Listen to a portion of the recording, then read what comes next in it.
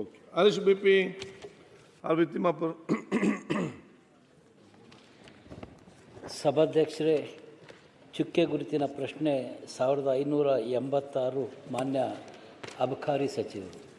ಅಧ್ಯಕ್ಷ, ಉತ್ತರ ಒದಗಿಸಲಾಗಿದೆ. ಅಧ್ಯಕ್ಷರೇ, ಉತ್ತರವನ್ನು ಒದಗಿಸಲಾಗಿದೆ. ಆದರೆ ಯಾವುದೇ ಅಕ್ರಮ ಮದ್ಯ ತಯಾರಿಕೆ ಆಗ್ತಾ ಇಲ್ಲ, ಮದ್ಯ ಮಾರಾಟ ದಂಧೆ ನಡೀತಾ ಇಲ್ಲ ಅಂತಕ್ಕಂಥದ್ದನ್ನು ಉತ್ತರದಲ್ಲಿ ಕೊಟ್ಟಿದ್ದಾರೆ.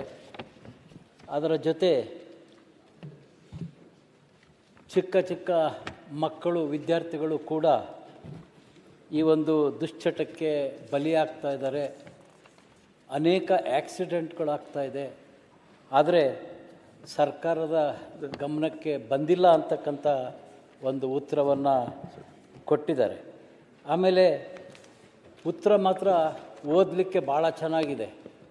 ನಾವು ಗ್ರಾಮ ಸಭೆಗಳನ್ನು ಮಾಡ್ತೀವಿ, ಸ್ತ್ರೀ ಶಕ್ತಿ ಸಂಘಗಳ ಸಭೆ ಮಾಡ್ತೀವಿ, ಅವ್ರಿಗೆಲ್ಲರಿಗೂ ಮಾಹಿತಿಯನ್ನು ಕೊಡ್ತೀವಿ, ರಾಜ್ಯದಲ್ಲಿ ಯಾವುದೇ ಎಕ್ಸೈಸ್ ಇಲಾಖೆಯಿಂದ ತಪ್ಪಾಗದೇ ಇರೋಂಗೆ ನಾವು ನೋಡ್ಕೊಳ್ತೇವೆ ಅಂತೇಳಿ ಉತ್ತರ ಬಹಳಷ್ಟು ಚೆನ್ನಾಗಿದೆ ಸಭಾಪತಿಗಳೇ. ಆದರೆ ಇವರು ನೀಡಿರ್ತಕ್ಕಂಥ ಉತ್ತರದಲ್ಲಿ ನನ್ನ ಗಮನಕ್ಕೆ ಒಂದು ಗ್ರಾಮ ಸಭೆಯಲ್ಲಿ ಎಕ್ಸೈಸ್ ಇಲಾಖೆಯವರು ಹೋಗಿರ್ತಕ್ಕಂಥದ್ದು ಗಮನಕ್ಕೆ ಬಂದಿಲ್ಲ. ಗಮನಕ್ಕೆ ಬರೋದೇನು, ಯಾವುದೇ ಇವರು ಕೊಟ್ಟಂಥ ಉತ್ತರದ ಒಂದು ಕೂಡ ಕಾರ್ಯಕ್ರಮಗಳನ್ನು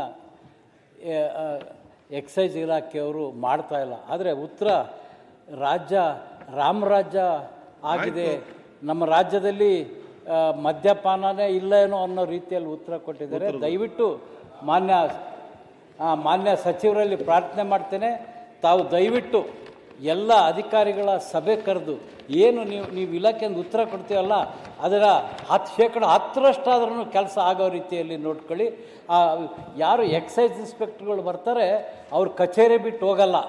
ಅವ್ರು ಏನಪ್ಪ, ಅವ್ರ ಜನರಿಗೆ ಆಗಲಿ ಅಂಗಡಿಯವ್ರಿಗೆ ಯಾವಾಗ ಗೊತ್ತಾಗತ್ತಪ್ಪ ಅಂದರೆ ಅದೇನೋ ವರ್ಷಕ್ಕೊಂದ್ಸಲಿ ರಿನ್ಯೂವಲ್ಲೋ ಏನೋ ಇರುತ್ತಲ್ಲ, ಆವಾಗ ಮಾತ್ರ ಅವರು ಎಲ್ಲ ಅಂಗಡಿಗವ್ರನ್ನ ಮಾತಾಡ್ಸೋದು ಬಿಟ್ಟರೆ ಇನ್ನು 1 ವರ್ಷಗಳ ಕಾಲ ಯಾವುದೇ ಕಚೇರಿ ಕೆಲಸ ಮಾಡಲ್ಲ. ದಯವಿಟ್ಟು ಸಚಿವರು ವಿಶೇಷ ಗಮನ ಕೊಡದೆ ಹೋದರೆ ನಮ್ಮ ರಾಜ್ಯ ಬಹಳಷ್ಟು, ಅದರಲ್ಲೂ ಶಾಲಾ ಹೈಸ್ಕೂಲ್ ವಿದ್ಯಾರ್ಥಿಗಳು ಮದ್ಯಪಾನ ಮಾಡಿ ಆಕ್ಸಿಡೆಂಟ್ ಆಗಿಬಿಟ್ಟು ಉತ್ತರ ಒಂದು ಬರಲಿ ಮತ್ತೆ ನೋಡಿ. ಅಧ್ಯಕ್ಷರೇ, ಹಲವಾರು ಕಾನೂನು ಮುಖಾಂತರ ನಾವು ಕ್ರಮ ಕೈಗೊಳ್ತೇವೆ.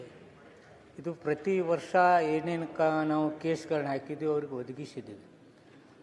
ಆದರೆ ಅವ್ರು ಹೇಳುವ ಹಾಗೆ ನಾವು ಜಾಗೃತಿ ಮೂಡಿಸ್ತಕ್ಕಂಥ ಕೆಲಸ ನಾವು ಇನ್ನೂ ಮಾಡಬೇಕಾಗಿದೆ. ಅವ್ರು ಒಳ್ಳೆಯ ಸಲಹೆ ಕೊಟ್ಟಿದ್ದಾರೆ. ಜಾಗೃತಿ ಮೂಡಿಸೋ ಕೆಲಸದಲ್ಲಿ ನಮ್ಮವರು ಎಷ್ಟು ಮಾಡಬೇಕೋ ಅಷ್ಟು ಮಾಡಿಲ್ಲ ಅಂತಕ್ಕಂಥ ಭಾವನೆ ವ್ಯಕ್ತಪಡಿಸಿದ್ದಾರೆ. ನಾವು ಗ್ರಾಮ ಸಭೆಗಳಿಗೆ ಯಾರು ಹೋಗಿಲ್ಲ ಅಂಥವ್ರ ಮೇಲೆ ನಾವು ಕ್ರಮ ಕೈಗೊಳ್ತಿದ್ದೀವಿ. ಒಟ್ಟು ದಾವಣಗೆರೆಯಲ್ಲಿಯೇ 23-24ರಲ್ಲಿ 604 ಗ್ರಾಮ ಸಭೆಗಳಾಗಿದ್ದಾವೆ, ಹೋಗಿದ್ದಾರೆ.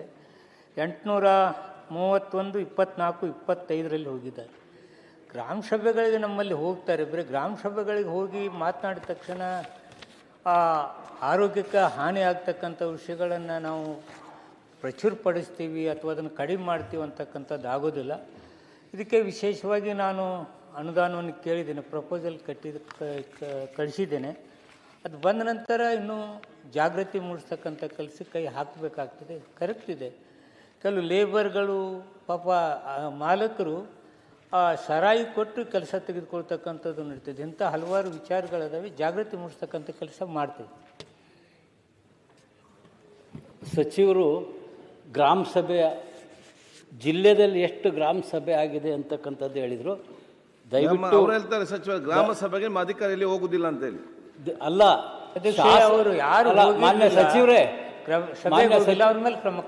ಸಭಾಪತಿಗಳೇ, ಶಾಸಕರು ಕರೆದಂತ ಸಭೆಗೇನೆ ಅಧಿಕಾರಿಗಳು ಬರಲ್ಲ. ಗ್ರಾಮ ಸಭೆಯಲ್ಲಿ ಇವರು ಅಧಿಕಾರಿಗಳು ಹೋಗ್ತಾರೆ ಅಂತೆಲ್ಲ ಬೇಕಾದಷ್ಟು ಗ್ರಾಮ ಸಭೆಗೆ ನಾನು ಹೋಗಿದ್ದೀನಿ.